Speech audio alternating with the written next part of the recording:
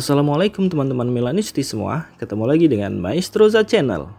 Sebelum nonton video-video kita, jangan lupa untuk di subscribe dan tonton videonya sampai habis ya, supaya Maestroza bisa terus semangat berbagi info tentang klub kesayangan kita, AC Milan.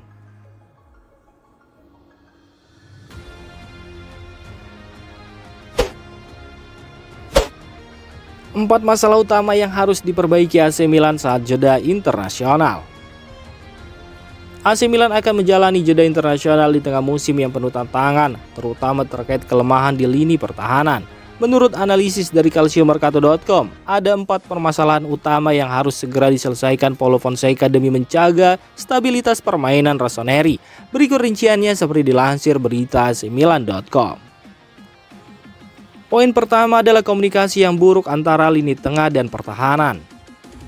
Pertahanan Milan seringkali terkesan tidak solid, terlihat dari 2 gol Cagliari yang tercipta akibat miskomunikasi antar lini. Untuk gol yang mengakibatkan kedudukan imbang 3-3, umpan silang lawan berhasil dimanfaatkan tanpa pengawalan ketat.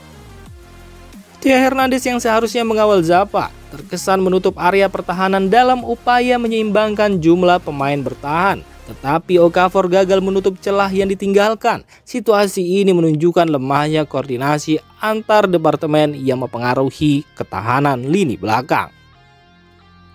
Poin kedua, kebiasaan kebobolan di awal pertandingan. AC Milan memiliki rekor kebobolan tinggi dalam 5 menit pertama, 10 gol dalam 3 musim terakhir. Hal ini menjadi bukti bahwa pendekatan permainan Milan seringkali kurang optimal sejak peluit awal berbunyi.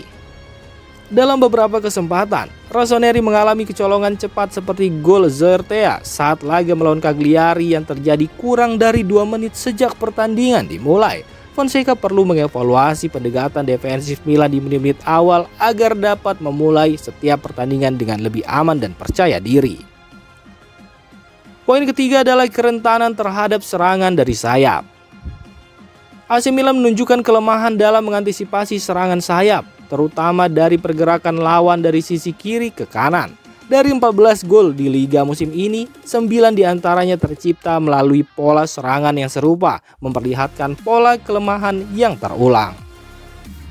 Statistik ini juga menunjukkan AC Milan berada di antara tim dengan tembakan tepat sasaran terbanyak yang diizinkan lawan, sebesar 3,6 per laga, menunjukkan kerentanan yang cukup tinggi setiap kali lawan melancarkan serangan.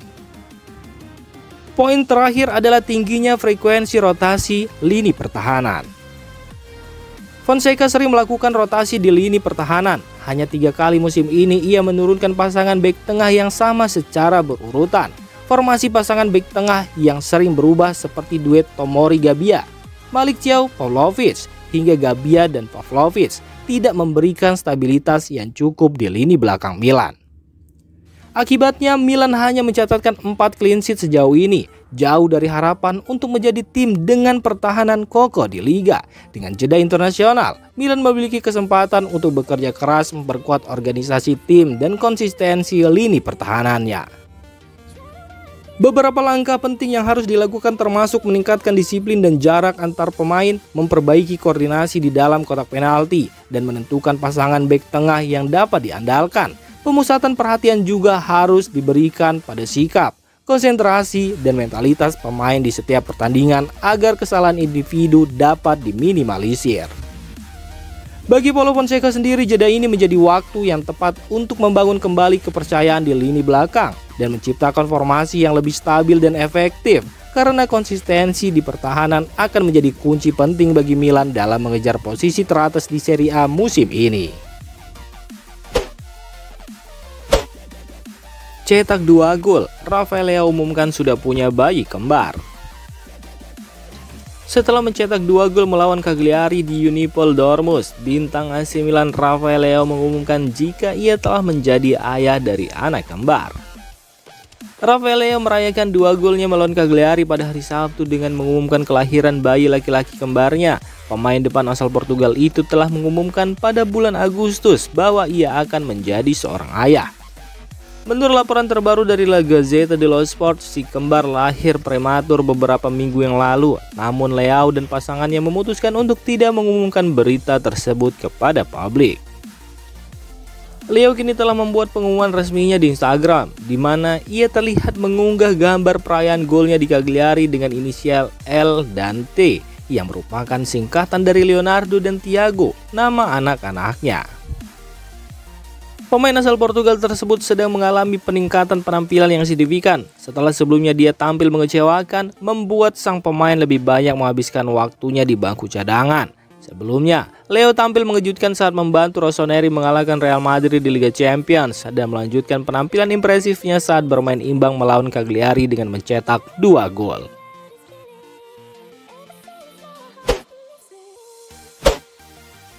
AC Milan ingin jadikan gelandang Genoa ini sebagai wakil Youssouf Fofana. Menurut laporan dari TMW, dilansir dari berita acmilan.com, AC Milan telah memutuskan untuk memperkuat lini tengahnya, terutama sebagai pelapis bagi Youssouf Fofana, dan nama Morten Frijndrup menjadi target utama Rossoneri dalam memenuhi kebutuhan ini. Nama Frijndrup bukan pemain asing di bursa transfer setelah musim panas lalu menjadi buruan sejumlah klub Eropa seperti Napoli, Liverpool, Brentford, dan Brighton. Sementara Brentford dan Brighton masih terus memantau perkembangannya, Milan kini ikut dalam persaingan untuk memboyong pemain Denmark ini ke San Siro. Pada bursa transfer musim panas, Genoa menetapkan harga tinggi untuk Frijndrup, yaitu sekitar 18-20 juta euro.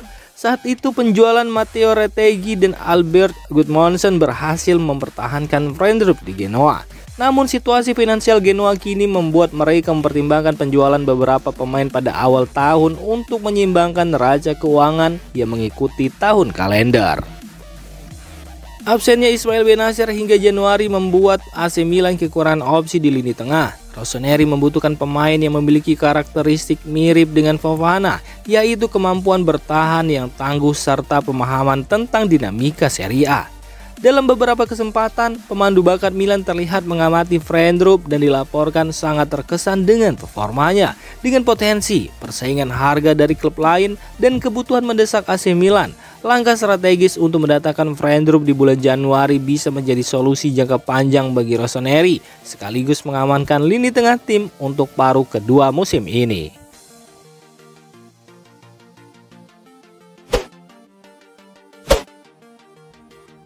Demikian informasi dunia sepak bola terupdate hari ini.